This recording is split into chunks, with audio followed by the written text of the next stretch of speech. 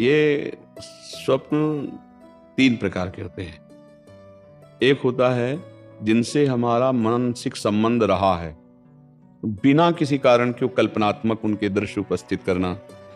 एक होता है जिनका कोई अस्तित्व नहीं, ऐसा स्वप्न आना। और एक होता है भागवतिक, किसी महापुरुष का आगमन होना, ये सत्य के अंतर्गत आता है।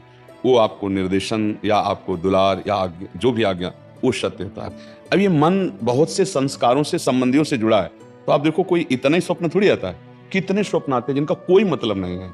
ऐसे ही ये परिवार के स्नेह संबंधियों का जो आता है, उससे दुख सुख का लेना देना नहीं है। हाँ, ये जरूर है कि हम अपने जीवित अवस्था में कर्तव्य का उनके साथ पालन किया कि नहीं किया। अगर किया तो धन्य है, अगर नहीं किया तो अब कर लेना चाहिए। उनके प्रति नाम जप करना, उनके प्रति दान पुण्य करके उनको प्रदान करना, जैसे पिता है या पितामह है ये हम यहाँ से जो भी दान पुण्य करेंगे, जो भी अनुष्ठान कराएंगे, वो ट्रांसफर हो जाएगा, उनको पहुंच जाएगा। ऐसा विधान है। इसीलिए परिवार में चाहा जाता है कि कोई हमारे हो जो कम से कम हमें दान कर सके, पानी दान कर सके, अन्न दान कर सके, या कुछ ऐसा। जैसे ना पिंड दान कहा जाता है कि भाई पिंड दान करने वाला तो कोई हो। तो आप अपने पूर्वजों के लिए जो किए हैं वो आपको पता है, व्यवहार कैसा किया है। अभी जो आप किए हैं वो पता है। अगर करने की कोई आकांक्षा ऐसा लग रहा है कि हमारे पूर्वज विपत्ति या दुख में है क्या, तो उनके लिए कर लेना चाहिए। श्रीमद् भागवत का संस्कृत से अनुष्ठान कराना, गौ ब्राह्मण संतों की भोजन आदि करा करके वो सब दान उनको कर देना, मंत्रों का जप करना या नाम का जप करके कीर्तन करा के उनको प्रदान कर देना। इससे उनका मंगल, जहां भी होंगे, जिस योनि में जहां भी, उनका उत्थान होने लगेगा, उनकी उन्नति होने लगेगी। ऐसा। और खास भगवान या भगवान के भक्तों के सिवा स्वप्न में जो कुछ सब मिथ्या ही होता है। जैसे आप स्वप्न में देखते हैं मैं ये कर रहा हूं, मैं ये कर रहा हूं, तो कुछ होता है क्या? कुछ नहीं होता। अब लोग उसी में फंसा देते कि इस स्वप्न का क्या मतलब हो सकता है। कुछ नहीं हो सकता, स्वप्न है। राजा जनक जी एक बार सैया में पड़े सोए और स्वप्न देखला कि हमारा सारा राज्य छिन गया और मैं एक भिखारी बन गया और बहुत भूख लगी है। अब मांगे तो थोड़े से चावल और दाल मिला, तो मटकी में, मिट्टी के पात्र में उन्होंने लकड़ी बीन करके खिचड़ी पकाई। और वो पक्के तैयार होने वाली थी, 2 सांड आए लड़ते हुए, ऐसे लड़े कि पूरा बिखर गए। और भूख से व्याकुल, अरे ये क्या, ऐसे पूरा मेहनत किया हुआ सब भोजन, और आंख खुली तो महाराज जनक का सत्याग्रह। तो उन्होंने कहा ये सत्य कि वो सत्य?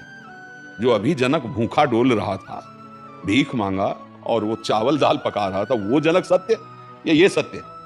क्योंकि उस समय ये सत्य नहीं था, इस समय वो तो सत्य कौन है? अब उनके सभा में बड़े बड़े ज्ञानी महात्मा बैठते, तो आकर प्रश्न किया ये सत्य कि वो सत्य। अब कुछ उसकी व्याख्या हो तो समझ में आवे, ये सत्य कि वो सत्य। अब कोई उत्तर ही ना देवे। तो जब ये बात अष्टावक्र जी को पता चली तो सभा में नवीन अवस्था थी, सभा में आए और जनक जी से बात की। जनक जी ने पूछा कि ये सत्य कि वो सत्य? तो उन्होंने कहा ना ये सत्य ना वो सत्य। उमा कहूं मैं अनुभव अपना, सत हरि भजन जगत सब सपला। सपला तो सपला है ही, जागृत भी सपला है, सत्य है हरि नाम। तो आप ये समझ लीजिए, ज्यादा उस पर विचार मत कीजिए। यदि आपके अंदर ऐसा भाव आता है, धन आपके पास है, तो ऐसी कुछ सेवा दान पुण्य करके, कहीं ऐसे जैसे गौ सेवा है, गौ को चारा पवा दिया है ना, कहीं साधु महात्मा को किसी एक को भी भोजन पवा दिया, और वो कहीं भागवत हो रही उसमें सहयोग कर दिया। नहीं पूरी भागवत करवा सकते, भाई हमारे कुछ चंद रुपए इसमें सहयोग में हो गए और उसका फल हमारे माता पिता दादा दादी को मिले, ऐसे भाव किए जाते, तो उससे उनको कल्याण होगा, उससे उनका मंगल होगा। खुद नाम जप करे, मान लो एक बार एक माला में 108 नाम होते हैं, और 108 नाम जप करके हमने दे दिया कि हमारे बाप को प्राप्त हो, हमारे बाबा को प्राप्त हो, हमारी माँ को प्राप्त हो, तो उनको प्राप्त हो जाएगा, उनकी उन्नति होगी। एक नाम भी कल्याण कर सकता है, इसलिए स्वयं करे, अर्थ के द्वारा ऐसा करके कर दे, और बकाया ज्यादा स्वप्न का विचार न करे, ये व्यर्थ होते हैं। हाँ, कोई संत महात्मा है, भगवान का आदेश दे, वो बात अलग होती है, बकाया सब व्यर्थ होते हैं। ये व्यर्थ में फंसो मत।